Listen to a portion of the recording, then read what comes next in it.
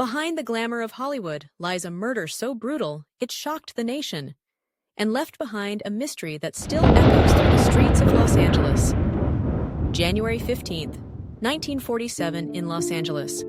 Clear skies and the promise of another sunny day in the City of Angels, but just a few miles from the glittering lights of Hollywood, something far darker was about to unfold. It was in a quiet, desolate neighborhood, far from the glitz and glamour, that Elizabeth Short's body was discovered, discarded like trash in a vacant lot on South Norton Avenue. Elizabeth had come to Los Angeles years earlier, full of dreams and hope. Her beauty was undeniable: pale skin, dark eyes, raven black hair, but luck was never on her side. She worked as a waitress in small diners and spent lonely nights in dingy boarding houses. Her aspirations, just like so many young hopefuls in Hollywood, always seemed to fall short.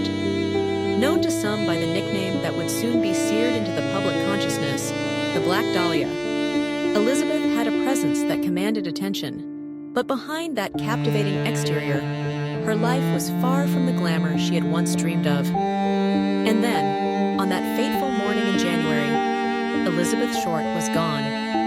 Her life extinguished in the most brutal, unimaginable way. When the police arrived at the scene, they were met with an image that would haunt them for years. Elizabeth's body was found severed in half, drained of blood, and gruesomely posed.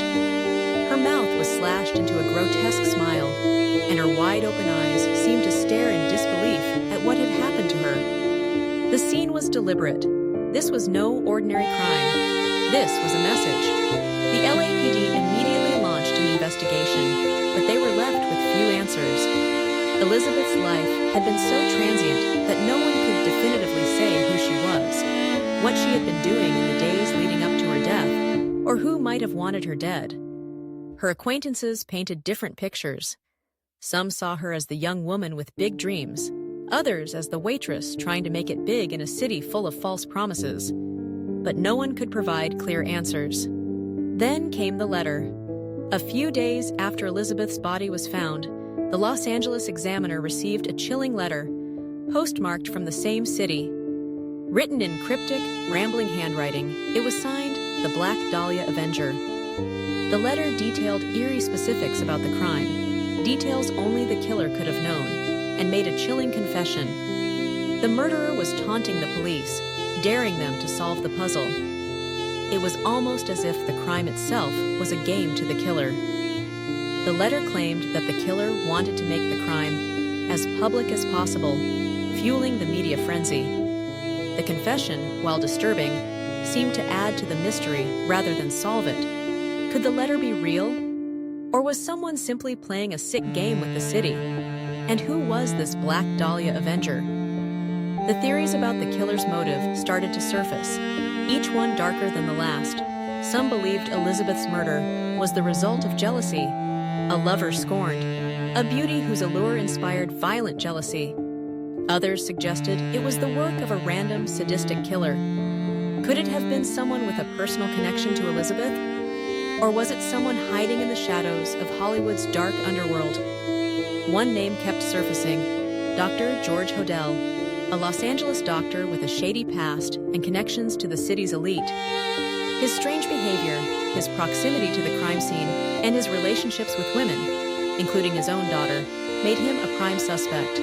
But despite the growing suspicions, there was no smoking gun, no confession, just suspicion. Could it have been Dr. Hodel? Or was the true killer still hiding, their identity locked away behind a wall of darkness? As the investigation continued, the police found themselves chasing shadows. The killer had played them, and the public, like puppets. Every lead seemed to lead nowhere, and with each passing day, the case grew colder. The Black Dahlia had become a ghost, a symbol of an unsolved crime that lingered over Los Angeles, tainting the city's image. The theories multiplied. Was the killer a sadistic thrill-seeker, someone with intimate knowledge of anatomy? Or was Elizabeth's death somehow linked to the darker side of Hollywood, a world where power and corruption lurked just out of sight? The case remained unsolved, the answers slipping through the fingers of the LAPD. George Hodel remained a suspect, But without solid proof, the case seemed destined to stay unresolved. The more the police searched, the further away the answers seemed.